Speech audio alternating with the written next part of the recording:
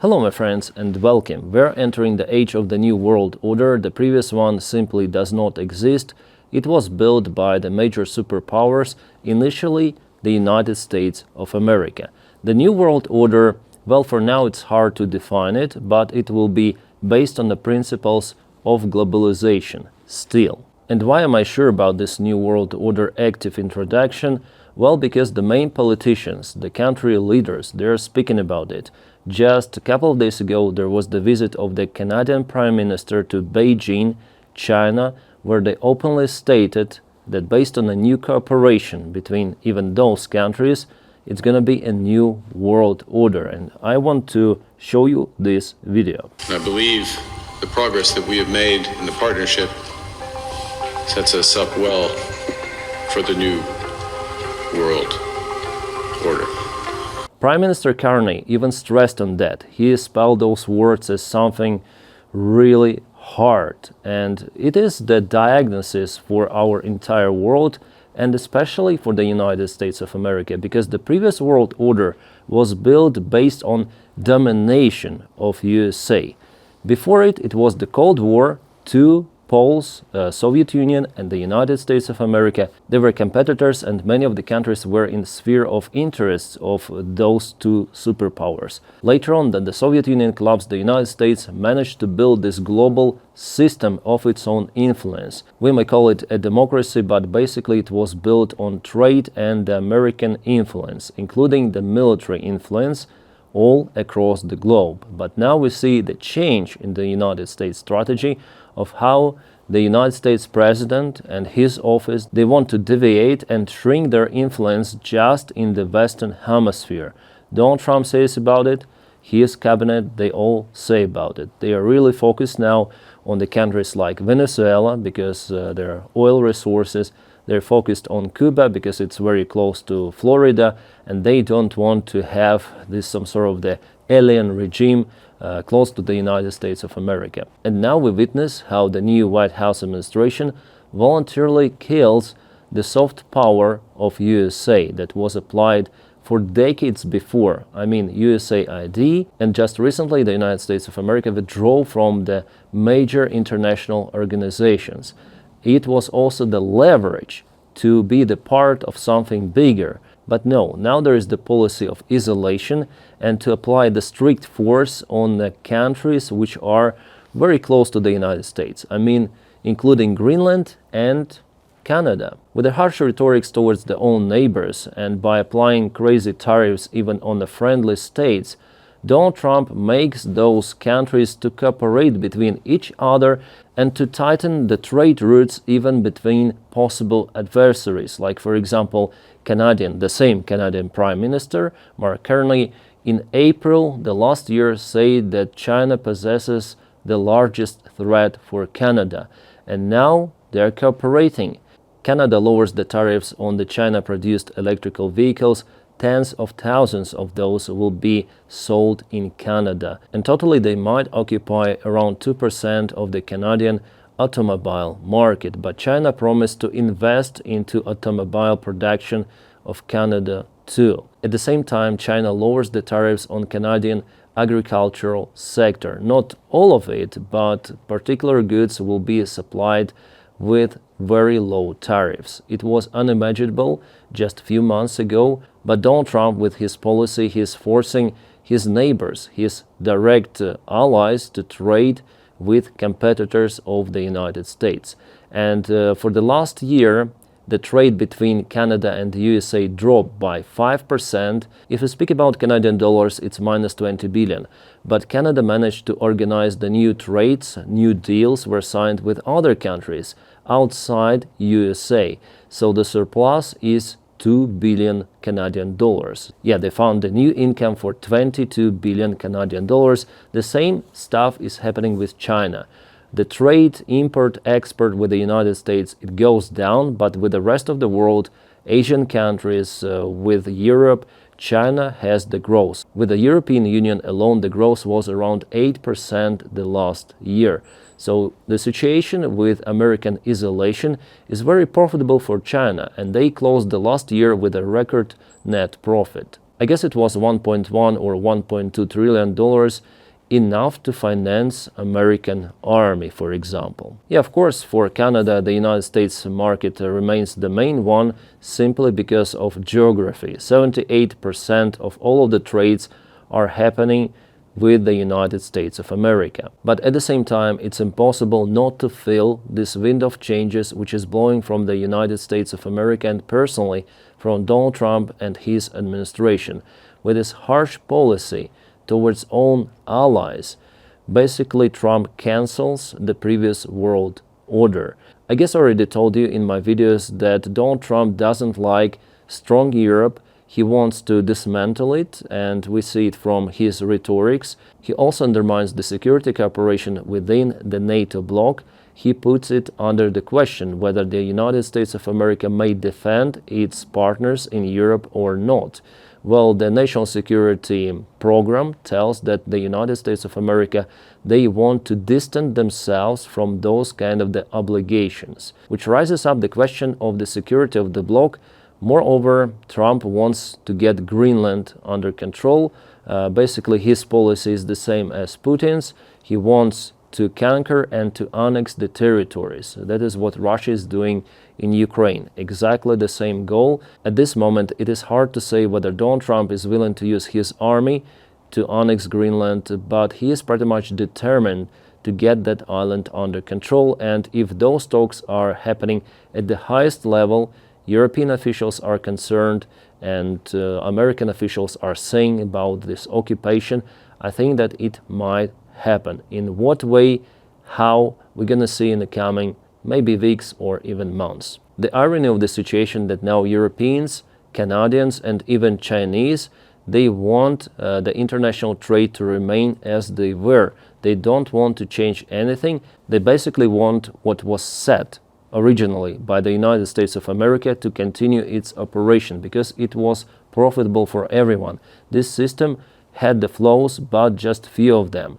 Relative to the previous world order, that there was the competition between two major superpowers, Soviet Union and USA. USSR cancelled itself, and that opened the new free routes for the trade and boosted the global economy. But now United States are cancelling themselves as well. Not in terms of the collapse of the country, but in terms of reducing its global influence. So other countries, they are looking for the possible solutions. With this new unpredictable policy of USA, the rest of the countries, they want to distance themselves from this crazy partner for a while, maybe until next elections. But even with a new president for the United States, it's going to be very hard to restore its reputation. And allies will always think about what had happened before. That Americans at the next elections might choose a new Donald Trump or even worse, like for example J.D. Vance or someone from PayPal, Elon Musk mafia. And of course, partners of the United States, they're shocked about the rhetorics, the harsh one that is coming towards them. J.D. Vance says that the problem is not with Russia, the problem is not with China, the problem is with the lack of democracy in Europe, lack of the freedom of speech. Then de facto, if we check out what is happening on X platform, Twitter, this is complete unhinged double standard hypocrisy propaganda, and Elon Musk is the main propagandist out there. Just check out his tweets and you understand that he's the threat not just for Europeans, for Canadians, for UK, he is the threat of entire humanity. And I understand why United States, they behave like that, because America now works not for interest of its own people, but for the interest of those corporations of the country. The idea here is to blackmail other countries with tariffs and search for benefits. We're gonna reduce tariffs if you agree on our this and that policy. And because the United States is still the biggest consuming market in the world, yeah, some of the countries, they're quite concerned and about their own economies because they're very dependent on the United States still. But it's not forever. And Donald Trump, with his policy, he is not making America great again. No, he basically cancels his own influence and he makes other countries to cooperate between each other outside the United States sphere of interest. And China is like this alternate force for cooperation. Yes, they will not be friends with Europeans or with Canadians, Australians, they're different. China is not a democracy after all, but they propose stability and prediction. They have the same Communist Party ruling. All of the laws and how everything is functioning is understandable for everyone. That's why China is using this situation with MAGA in their favor. It's not make America great again. After all, it's make China great again. Before, then there was Joe Biden. In China, there was the crisis, definitely. They were going for not stagflation, but the economy growth was not that high.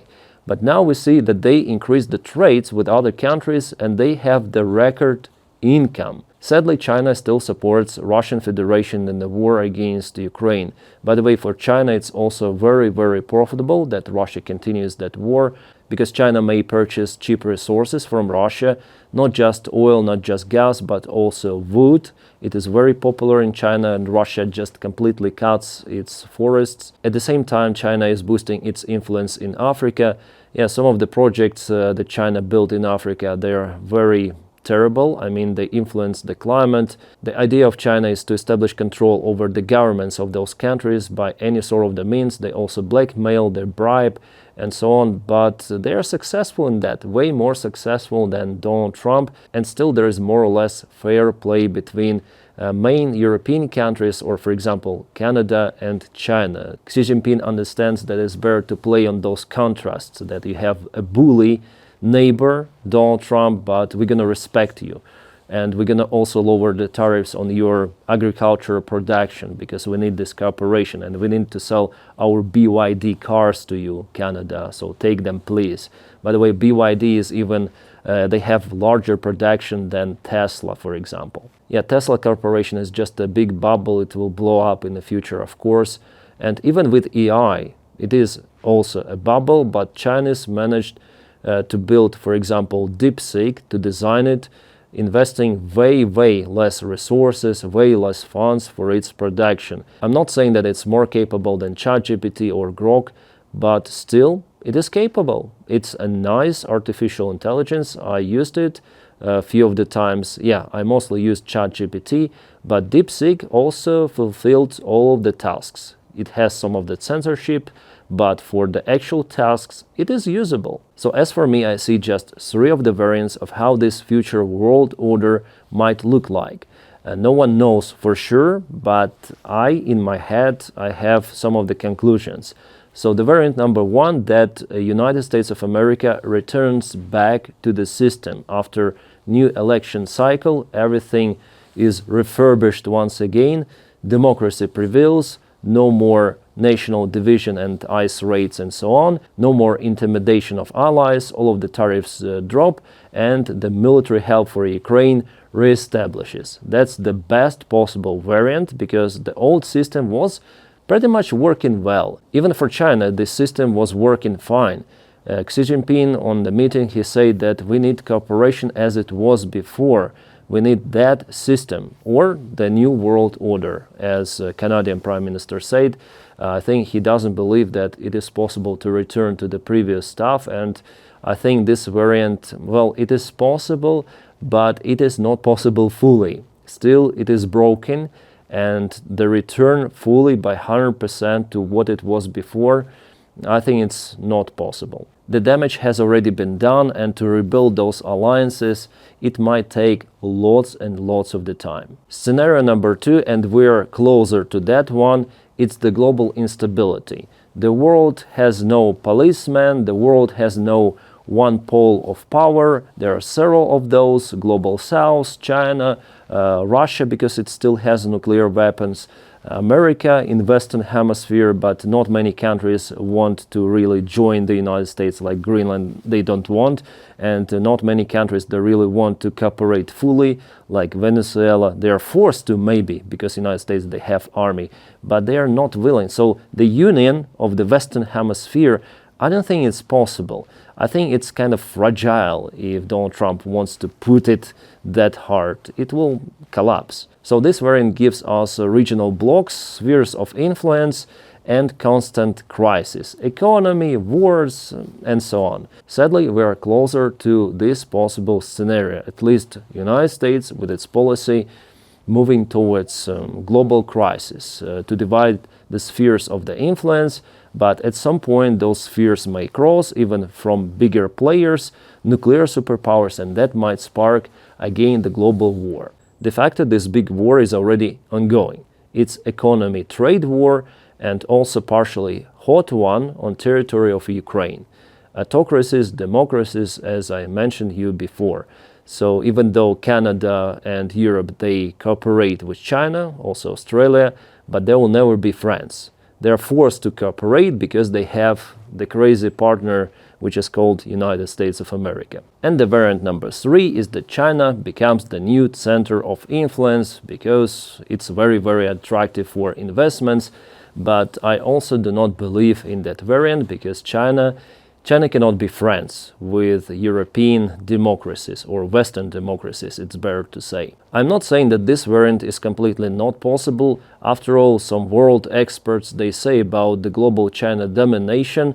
I do not believe that autocracy could be more effective. And those are my personal thoughts and also based on historical perspective, let's say. Autocracies, they build this loyal chain of leadership, of management.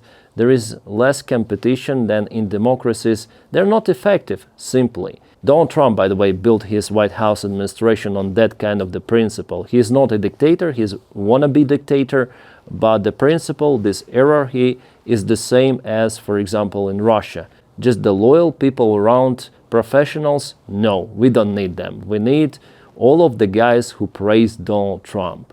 So the most probable variant, as I see it, is the partial return to what it was before, after the next elections in the United States, or complete chaos and the loss of the control, and let's say the global confrontation in the most parts of the world that might lead to the world economic crisis or military crisis. Unfortunately, guys, the situation I see is like that. Well, I'm still positive and I call you guys to also stay positive.